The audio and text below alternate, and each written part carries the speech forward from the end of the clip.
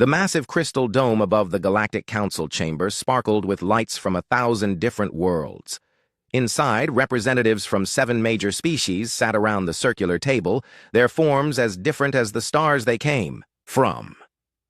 Some looked like walking crystals, others resembled giant insects, and a few appeared as glowing clouds of energy contained in transparent suits. Ambassador Zexhai adjusted her crystalline body on the floating platform designed for her species. The Zilithians had been the mediators of galactic politics for over 3,000 years. Their natural telepathic abilities made them perfect for understanding the thoughts and intentions of other species. Today, she felt particularly confident as she reviewed the standard survey report on her datapad. "Another primitive world has been discovered," she announced to the council. Her voice echoed with the musical quality typical of her people. "The inhabitants call themselves humans. They live on the 3rd planet of a yellow star system in the outer spiral arm." General Corex of the Corvan Empire leaned forward in his mechanical chair. Half of his body had been replaced with biomechanical parts, making him look more machine than organic being. The Corvans controlled the largest military force in the galaxy and took pride in their warrior culture. "How primitive are we talking about?" Corex asked, his voice filtered through mechanical vocal cords. "Do they even have spaceflight?" Zexhai consulted her report.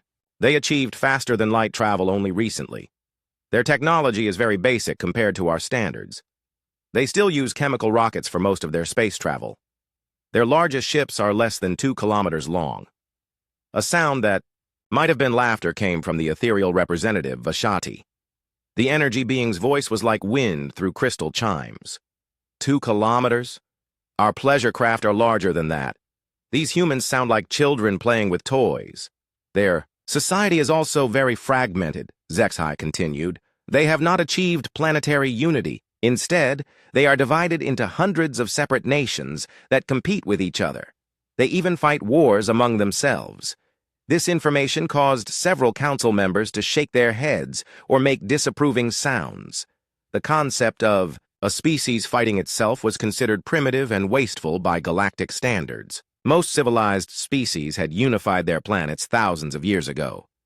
Council Chairman Hexalar, an ancient being whose species had evolved beyond physical form centuries ago, spoke with a voice that seemed to come from everywhere at once.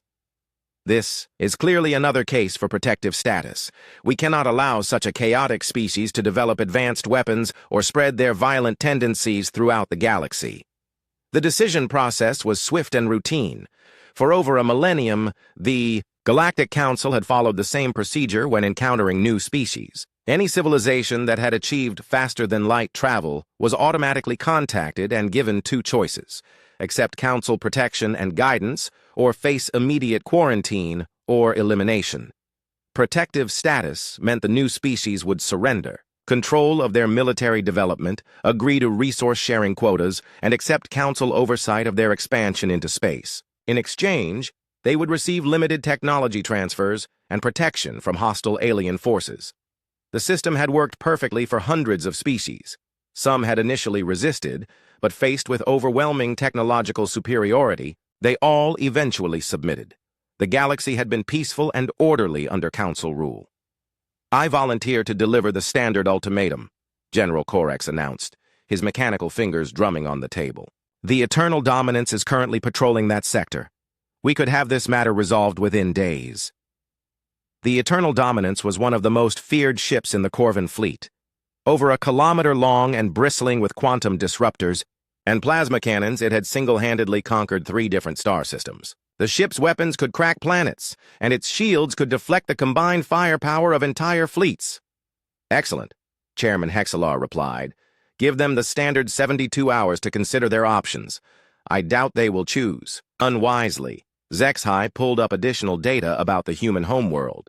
"Their planet is quite beautiful," she noted. "Abundant water, diverse climates, and rich in natural resources. It would be a shame if we had to quarantine it." "The humans will see reason," Vashati said confidently. "They always do. No species has ever been foolish enough to challenge the Council's authority once they understand our capabilities." The meeting continued with routine business from other sectors, trade disputes, resource allocation, and minor territorial adjustments between member species. The humans were already forgotten by most of the representatives. They were just another, primitive species that would soon learn their place in the galactic order.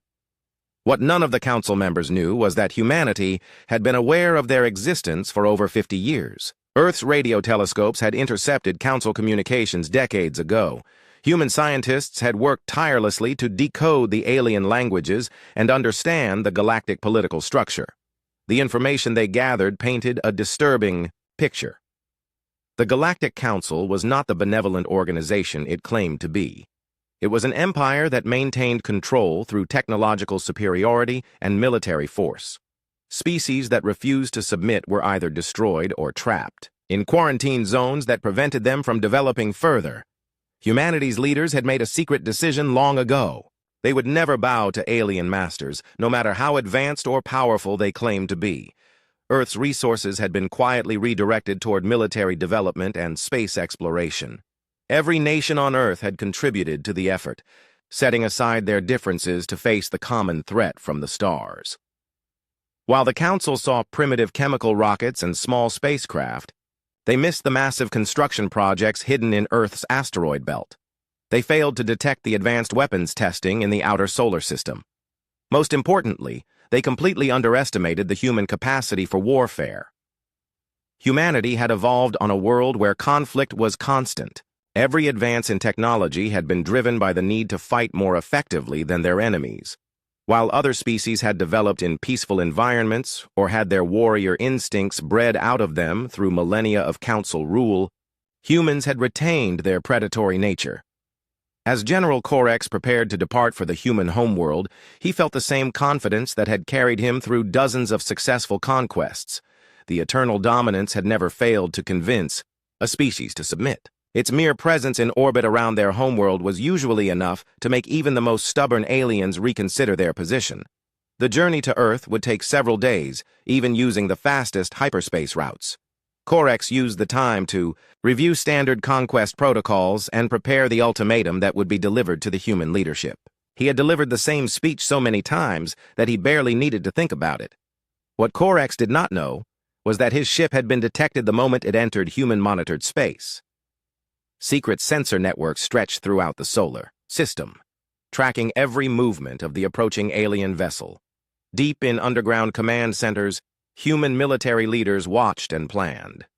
Admiral Sarah Chen stood in the primary command bunker beneath the Rocky Mountains, studying the tactical displays that showed the alien ship's approach. Around her, the finest military minds from every nation on Earth worked together to coordinate humanity's response. "Estimated time to Earth orbit?" she asked.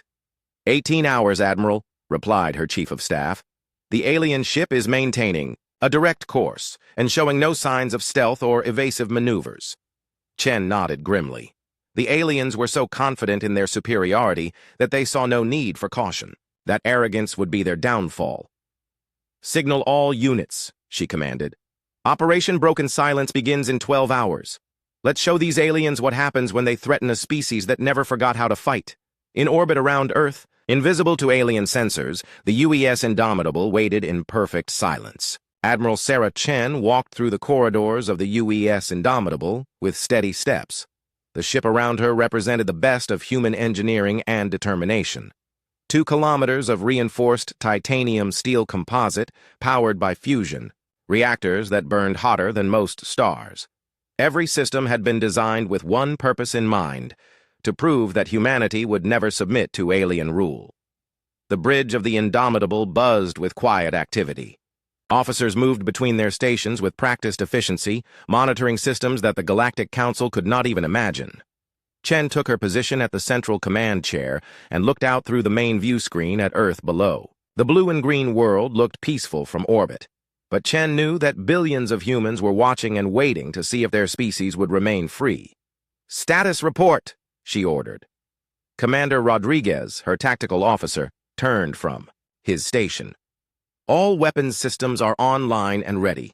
The alien ship has entered our outer sensor perimeter. Estimated arrival at Earth orbit in 6 hours." Chen nodded. 6 hours until humanity's future would be decided. She thought about the message that had arrived from the Galactic Council 3 days ago. The translation had been clear enough. Submit to Council authority or face the consequences. It was the same ultimatum that had been delivered to hundreds of other species across the galaxy. What made the aliens so confident was their technology. Their ships used energy shields that could deflect most conventional weapons. Their plasma cannons could burn through any known armor. Their quantum disruptors could tear apart the molecular bonds of solid matter. For thousands of years, no species had been able to stand against such power. But humanity had spent decades preparing for this moment. Earth's best scientists and engineers had worked in secret, hidden from alien observation. They had studied every piece of intercepted alien communication, analyzed every technical detail they could gather, and found the weaknesses in Council technology. "Sir," called Lieutenant Williams from the weapons station, "final systems check complete.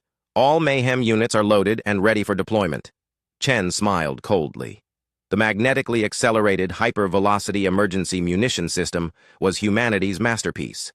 While the aliens relied on exotic energy weapons and complex shield technology, humans had perfected something much simpler: the art of throwing rocks very, very fast. Each Mayhem round was a tungsten rod no bigger than a javelin, but accelerated to 15% of light speed by magnetic coils that ran the entire length of the ship. At that velocity, the kinetic energy was enormous. No shield in the galaxy had been designed to stop solid matter moving at relativistic speeds. The idea had come from studying meteorite impacts. Even small rocks could devastate entire cities if they hit at high enough speeds. The aliens had grown so dependent on their energy weapons that they had forgotten the basic physics that made kinetic weapons so deadly. "Communications, any word from Earth Command?" Chen asked. "Message coming in now, Admiral," replied the communications officer. "Priority 1 from President Martinez." The president's face appeared on the main screen. Despite the enormous pressure of the moment, she looked calm and determined. "Admiral Chen, the world is watching. Every nation on Earth stands behind you and your crew. We've voted unanimously. Humanity will not bow to alien masters." Chen stood and saluted.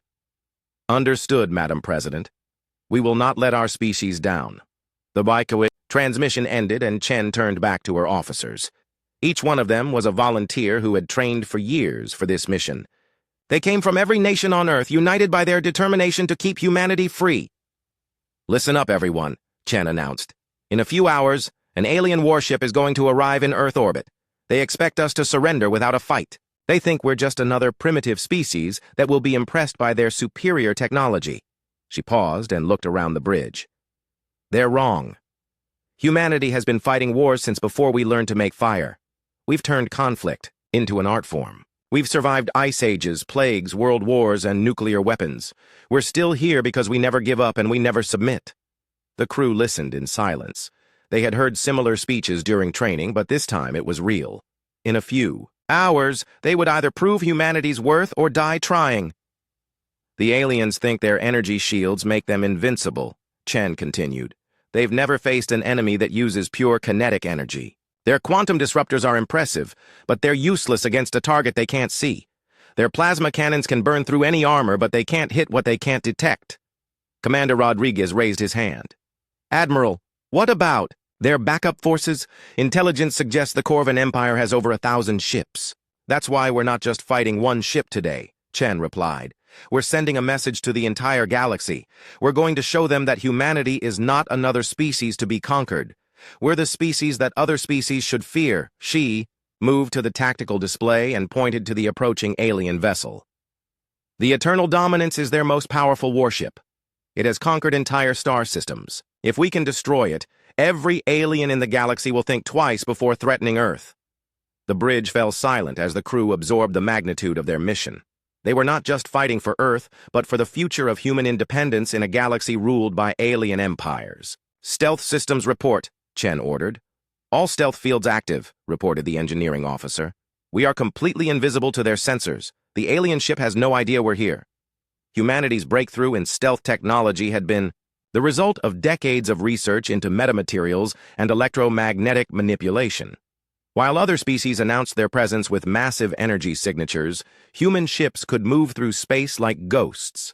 The technique worked by bending electromagnetic radiation around the ship's hull, making it invisible to virtually all forms of detection. The technology required enormous amounts of power and could only be maintained for limited periods, but it gave humanity a crucial advantage in any conflict. Time to intercept? Chen asked. 4 hours, 37 minutes, Rodriguez replied. The alien ship is maintaining course and speed. No indication they suspect our presence. Chen nodded. The aliens' arrogance would be their downfall. They were so confident in their technological superiority that they saw no need for caution or tactical awareness. They were about to learn a hard lesson about underestimating an opponent.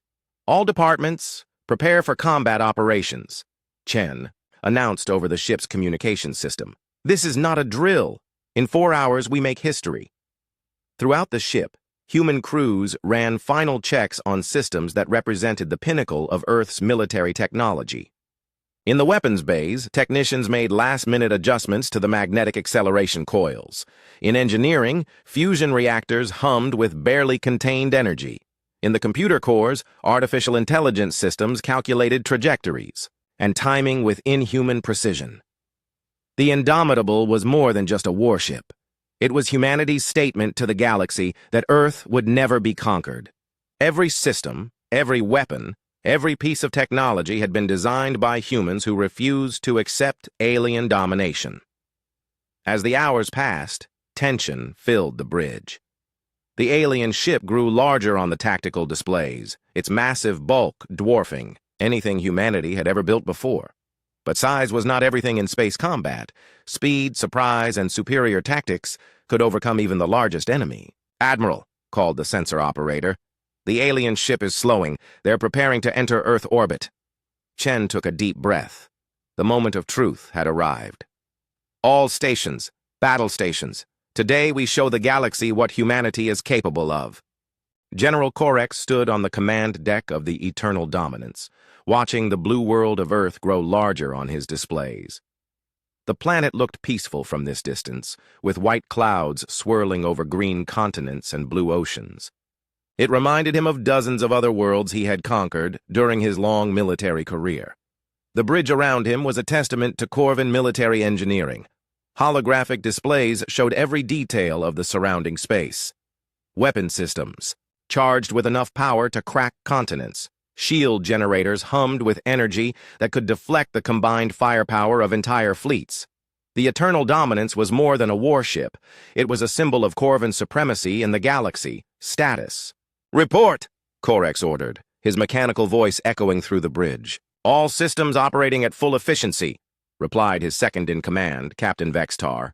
"Shields at maximum power, weapons ready for immediate deployment. The human homeworld is directly ahead." Korex nodded with satisfaction. The humans had made no attempt to communicate since his ship had entered their solar system. Their primitive vessels maintained a respectful distance, exactly as he had expected. Most species were smart enough to recognize superior firepower when they saw it. "Any signs of resistance preparation?" he asked. "None, General. Our sensors detect only basic chemical rocket technology and crude metal hulls. Their largest vessels are less than half a kilometer long. They pose no threat to our operations." The Corvan commander allowed himself a moment of amusement. The humans were even more primitive than the intelligence reports had suggested. Their ships looked like the ancient vessels his own people had used thousands of years ago before they had learned to harness plasma and quantum energy. "Begin standard intimidation protocol," Korex commanded. "I want them to see exactly what they're dealing with before I deliver the Council's ultimatum." The Eternal Dominance moved into a high orbit above Earth, its massive bulk casting a shadow over the continents below. The ship's weapon ports glowed with contained energy, ready to demonstrate the power of Council technology. Korex had used this tactic successfully on dozens of worlds. Nothing convinced a primitive species to surrender like watching their moon get vaporized by quantum disruptors.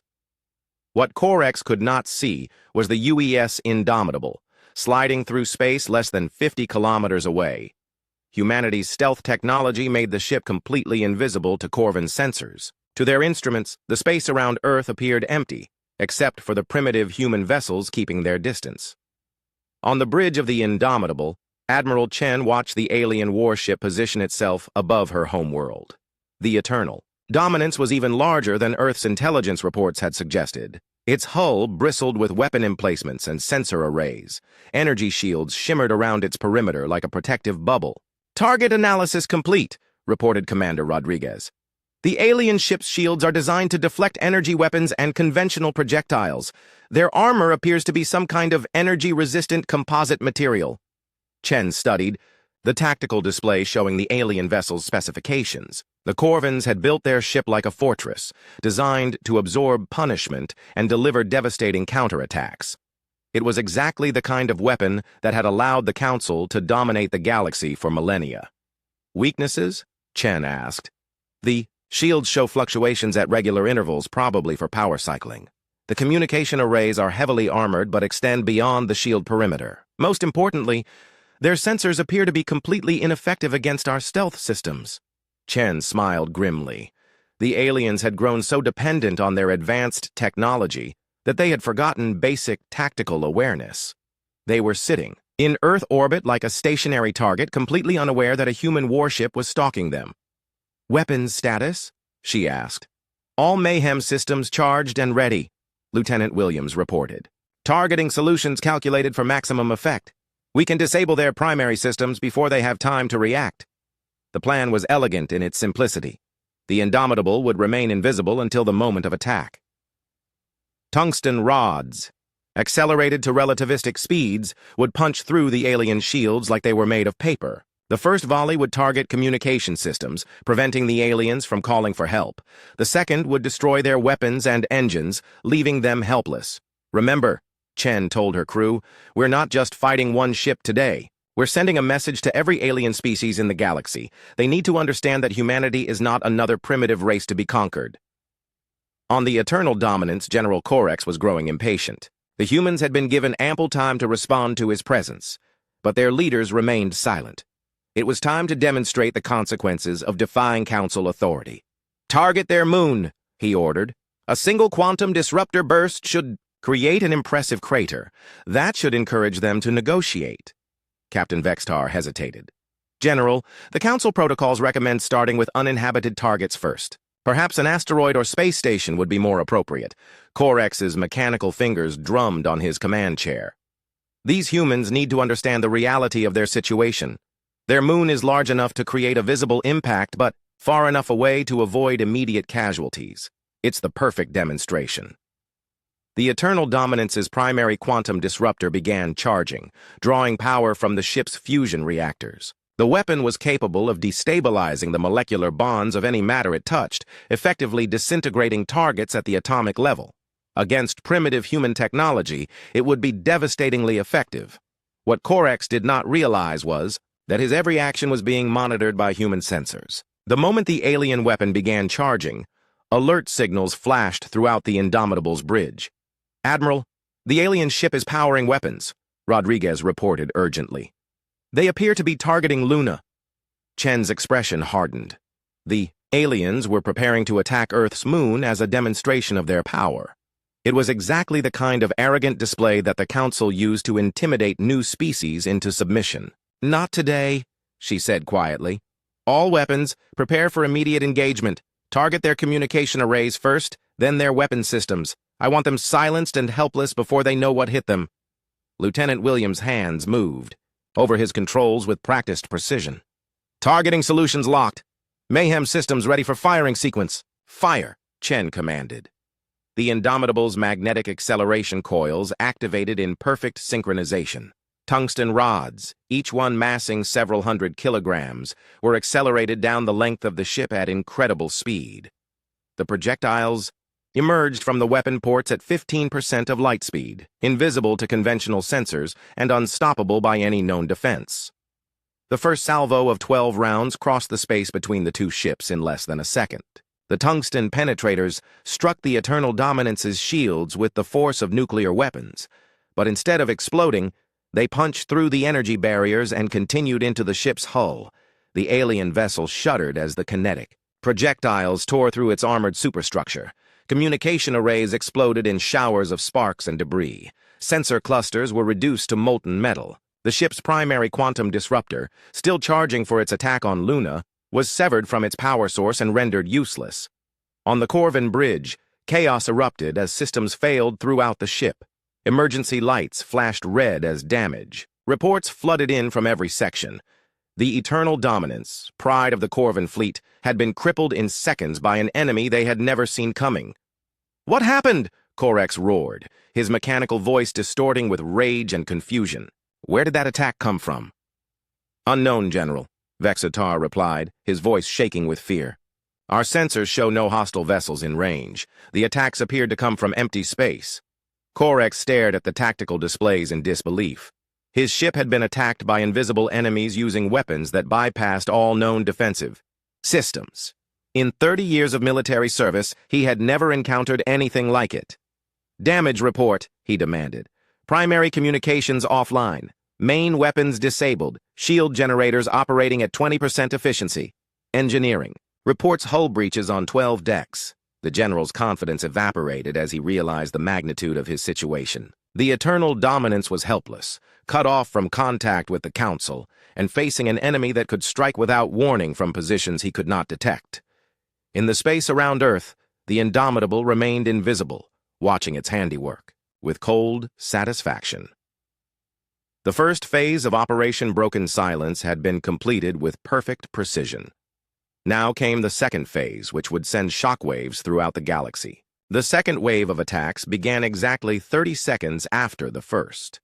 Admiral Chen watched from the bridge of the Indomitable as her weapons officers carried out the most ambitious military operation in human history.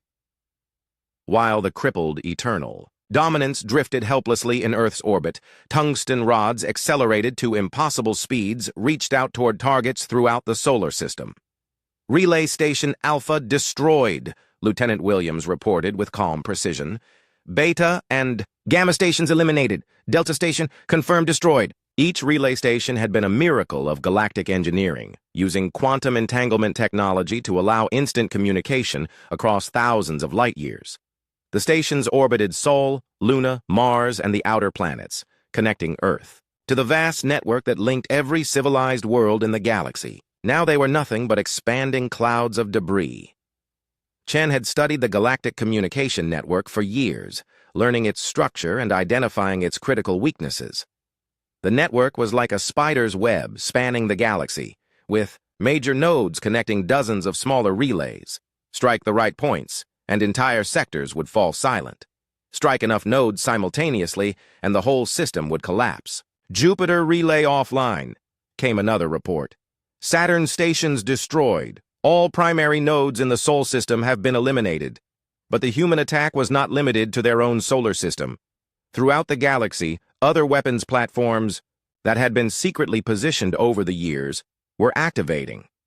Human stealth ships, invisible to alien sensors, had been placing charges on critical relay stations for decades. Now those charges were detonating in perfect synchronization. On the bridge of the Eternal Dominance, General Corex stared at his displays in growing horror. The communication blackout was spreading outward from Earth at the speed of light. Star system after star system was going dark as the network collapsed. "Get me a connection to Council Command," he ordered desperately. "Impossible, General," Captain Vextar replied. "All relay stations have been destroyed. We have no way to communicate beyond this solar system." For the first time in 3,000 years, a Corvin warship was completely cut off from the empire it served. Corex felt a chill that had nothing to do with the ship's failing life support systems. Without communication, he could not call for reinforcements. Without reinforcements, his ship was defenseless against enemies who could strike from anywhere without warning. "How is this possible?" he asked, his mechanical voice barely above a whisper. "The humans are primitives. Their technology is centuries behind ours." But even as he spoke, Corex was beginning to understand the truth. The humans had not matched Corvin technology. They had transcended it. While the Council species had grown comfortable with their energy weapons and quantum shields, humanity had found ways to make such defenses irrelevant. "Sir," one of the bridge officers called out, We're receiving a transmission from the human vessels. A holographic image appeared above the command platform. It showed a human female in military uniform, standing on what appeared to be a warship's bridge. Her expression was calm but determined, and when she spoke, her words carried the weight of an entire species' resolve. "General Corex of the Corvan Empire," she began. "I am Admiral Sarah Chen of the United Earth Space Force. Your ship has been disabled and your communication network destroyed. You are now completely cut off from your government and your military support." Corex tried to respond, but his communication systems remained offline. He could only listen as the human continued. "For 3,000 years, your council has bullied new species into submission through displays of superior firepower. You offer protection from hostile forces while being the most hostile force in the galaxy. Today, that ends." Around Earth, other human vessels began to decloak. Corex watched in amazement as dozens of ships materialized out of seemingly empty space. Each one was smaller than his own vessel, but together they represented a fleet that had been completely invisible to his sensors. "You came to our world expecting us to surrender without a fight," Admiral Chen continued. "You underestimated us completely. While you saw primitive weapons and crude technology, we saw your weaknesses. We studied your methods, learned your tactics, and prepared for this day." The implications were staggering. The humans had been planning this operation for decades, perhaps longer. They had allowed the Council to believe they were primitive while secretly developing weapons and strategies that could neutralize galactic civilization's greatest advantages. "Your people rule through fear and superior technology," Chen said. "Since you understand strength, you will understand this message. Humanity does not want to conquer the galaxy, but we will not allow anyone else to do so either." Throughout the galaxy, the effects of humanity's attack were becoming apparent. On the Council homeworld, emergency sessions were called as the communication network failed system by system. Ambassador Zexhai stared at displays showing vast sectors of space going dark, cut off from the central government for the first time in millennia. "How many relay stations have we lost?" Chairman Hexalar asked, his energy form flickering with distress. "Over 60% of the primary nodes," Zexhai replied, her crystalline body dim with shock. "The cascade failures are spreading faster than we can track. At this rate, the entire network will be down within hours. The economic implications alone were catastrophic. Galactic commerce depended on instant communication between worlds. Without the relay network, trade would collapse, governments would lose contact with their colonies, and military forces would be unable to coordinate across interstellar distances." "Who is responsible for this attack?" demanded General Thexmore, another Corvan commander who had arrived at the emergency session. "The humans," Zexhai answered quietly. "It all began at their homeworld. General Corex's ship was attacked and disabled, and then the relay stations throughout their system were destroyed." "Impossible," Thexmore snarled. "Corex commands the eternal dominance. No primitive species could threaten that ship, but the evidence was undeniable. Long-range sensors showed the Corvan dreadnought drifting powerless in Earth orbit, surrounded by human vessels that had appeared from nowhere. The humans had achieved something that no species in galactic history had ever managed. They had completely neutralized a Council warship without suffering any apparent losses." On Earth, Admiral Chen continued her broadcast to the disabled alien ship. Her message was being transmitted on all frequencies, ensuring that any surviving communication relays would carry it throughout the galaxy. "We know about your quarantine zones," she said. "We know about the species you have destroyed for refusing to submit. We know about the resources you steal from worlds under your protection. Your empire was built on the suffering of others, and that ends now." Chen paused, letting her words sink in. Around the galaxy, any aliens still capable of receiving transmissions were listening to a species they had dismissed as primitive deliver an ultimatum to their most powerful military forces. "The old order is finished," she continued. "There will be no more forced submissions, no more ultimatums delivered by warships, no more species bullied into accepting Council rule. The galaxy will remain silent until every civilization learns to coexist as equals." General Corex finally managed to restore partial communications to his ship. His voice crackled through damaged speakers as he attempted to negotiate. "Admiral Chen, You do not understand the consequences of your actions. Without council oversight, the galaxy will descend into chaos. There are forces out there that require our strength to contain. Chen's expression hardened. General, the only force the galaxy needs protection from is the council itself. You have kept entire civilizations in chains while claiming to protect them. That hypocrisy ends today. The transmission shifted to show Earth itself, the blue-green world that had produced a species capable of bringing galactic civilization to its knees. Cities sparkled with lights across the night side of the planet, while clouds swirled over oceans that had given birth to humanity's fighting spirit. This is our home world, Chen said with quiet pride. We evolved here through millions of years of competition and conflict. We learned to survive ice ages, plagues, and our own destructive tendencies. We never forgot how to fight because fighting is what kept us alive. The final phase of the human attack was already beginning. While the galaxy reeled from the communication blackout, human ships were moving to secure strategic positions throughout known space. Supply lines were being cut, trade routes blocked, and military installations isolated from their command structures. The galaxy is now under new management, Admiral Chen announced. Any species that wishes to join a community of equals is welcome. Any species that attempts to maintain the old system of domination will be stopped. The choice is yours. The transmission ended, leaving the galaxy in unprecedented silence. For the first time in 3,000 years, the great powers that had ruled the stars found themselves cut off from each other, forced to face a new reality where humanity held all the advantages. On the eternal dominance, General Korex slumped in his command chair, finally understanding the magnitude of what had happened. The species he had come to conquer had instead conquered him. 3 months had passed since the day the galaxy fell silent. In the council chambers, emergency sessions continued around the clock as representatives struggled to understand their new reality. The great crystal dome that had once sparkled with lights from thousands of worlds now reflected only the pale glow of emergency power systems. Ambassador Zexhai stood before the nearly empty chamber, her crystalline form flickering with exhaustion. Of the 7 major species that had once ruled the galaxy, only 4 representatives had managed to reach the capital world. The others remained trapped on their homeworlds, cut off by the collapse of the communication network. Status report. On network restoration, Chairman Hexler requested, his energy form noticeably dimmer than before. Minimal progress, Zexhai replied sadly. Our engineering teams have managed to restore limited communication to 12 nearby systems, but every attempt to rebuild the major relay stations has failed.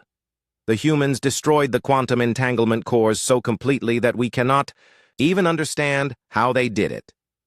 The economic collapse had been swift and devastating. Without instant communication between worlds, interstellar trade had ground to a halt. Colonies that depended on imports from their home worlds were facing shortages of essential supplies. Military fleets found themselves isolated and unable to coordinate operations across multiple star systems. General Thexmore, who had arrived from the Corvan border territories, brought even worse news. 3 entire sectors have declared independence from Council authority. Without our ability to project power across interstellar distances, we cannot maintain control over rebellious worlds. The irony was not lost on any of them. For millennia, the Council had used superior communication technology to maintain their empire. Now, that same dependence had become their greatest weakness. The humans had not needed to conquer every world in the galaxy. They had simply removed the Council's ability to govern effectively. What about the probe ships we sent to human space? Chairman Hexelar asked. Zexhai's form dimmed further. None have returned. Long-range sensors show massive construction activity throughout their solar system, but we cannot determine the nature of their projects. It appears they have surrounded their entire star system with some kind of interference field. What the Council did not know was that humanity had been busy in the months since first contact. Earth's industrial capacity had been redirected towards space-based manufacturing on a scale that dwarfed anything the galaxy had ever seen. Asteroid mining operations fed raw materials to orbital shipyards that worked around the clock. The human fleet was growing exponentially, with new vessels incorporating technologies that made the indomitable seem primitive by comparison. Admiral Chen stood in the command center of Olympus Station, humanity's new orbital headquarters. The massive space platform had been constructed in record time using automated systems that could process entire asteroids into finished components. Around her, displays showed the status of human operations throughout known space. Report from the Centauri expedition, her aide announced. They have successfully established contact with the Valdani Collective. The aliens are interested in joining our mutual defense alliance. Chen nodded with satisfaction. The Valdani were one of several species that had been forced into Council submission decades ago. Like many others, they were eager to throw off the chains of galactic tyranny now that an alternative existed. What about the Corvin response? She asked. 3 battle fleets have departed from their core worlds, heading for human space. Estimated arrival in 6 weeks. Chen studied the tactical displays showing the approaching enemy forces. The Corvins were bringing everything they had. Over 200 warships, including their most advanced dreadnoughts. It would be the largest fleet ever assembled in galactic history. Are our new defense platforms ready? She asked. All construction completed ahead of schedule, replied Commander Martinez, her chief engineer. The gravitational interdiction fields are online and fully operational. Humanity's latest breakthrough had been in gravitational manipulation technology. By creating artificial gravity wells in space, they could prevent faster-than-light travel in entire star systems. Any ship attempting to enter hyperspace would find itself trapped in normal space, forced to approach at sublight speeds that would take months or years. The Corvin fleets would discover this the hard way when they reached the edge of human territory. Instead of the quick strike they were planning, they would face a slow approach through space filled with human defensive positions, automated weapon platforms, and mobile strike forces that could appear and disappear at will. Status on Operation New Dawn? Chen asked. Phase 1 complete, reported her intelligence chief. We have successfully contacted 47 species previously under Council control. 31 have agreed to join the Galactic Freedom Alliance. The others are maintaining neutrality pending further developments. The alliance was humanity's alternative to Council rule. Instead of forced submission and resource extraction, it offered mutual defense and technological cooperation between equal partners. Member species retained complete sovereignty over their internal affairs while working together to prevent any single power from dominating the galaxy. Back in the Council chambers, the situation continued to deteriorate. Reports arrived daily of more worlds declaring independence, trade routes being abandoned, and military forces defecting to join the human alliance. The empire that had ruled for 3,000 years was crumbling in a matter of months. We must consider direct action, General Thexmore declared. My fleets are en route to human space. Once we destroy their homeworld, the rebellion will collapse. Zexhai looked at him with something resembling pity. General, your fleets are flying into a trap. The humans have had months to prepare their defenses. They know you are coming. Impossible. Thexmore snarled. Our fleet movements are classified. How could they possibly have advance warning? What the Corvin general did not understand was that humanity had spent decades infiltrating galactic society. Human agents, disguised by advanced biotechnology, had been gathering intelligence from within Council territories for years. Every military base, every fleet movement, every strategic plan had been quietly observed and reported. The humans had learned from history's greatest intelligence operations, combining them with technology that made perfect infiltration possible. While the Council had grown complacent with their superiority, humanity had been studying their enemies with the patience of born predators. Admiral, came an urgent transmission to Chen's command center. We have incoming communication from the lead Corvin fleet. General Thexmore himself is requesting to speak with you. Chen smiled coldly. The Corvin forces had just discovered the gravitational interdiction fields that trapped them at the edge of human space. Faced with a months-long approach through defended territory, their commander was finally ready to negotiate. Put him through, she ordered.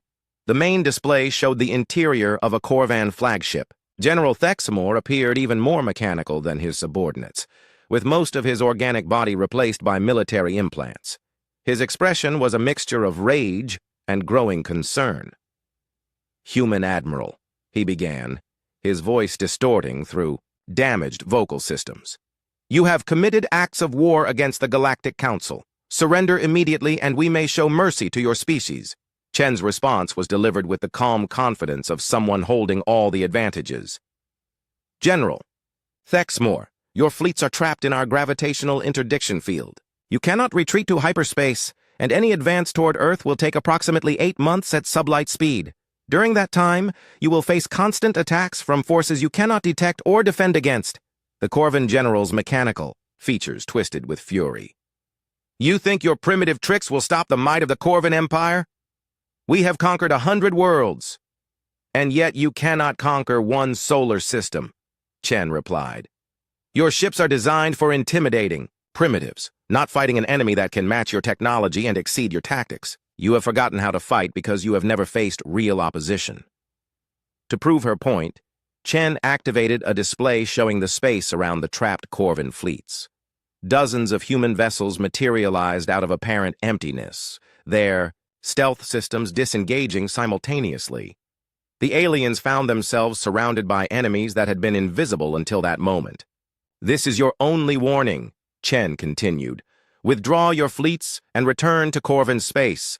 Any attempt to advance on Earth will result in the complete destruction of your forces. General Thexmore stared at the tactical displays showing human ships in positions that should have been impossible to achieve undetected. His confidence was cracking as he realized the magnitude of the trap his forces had entered. What do you want? He asked finally. Nothing from you, Chen replied.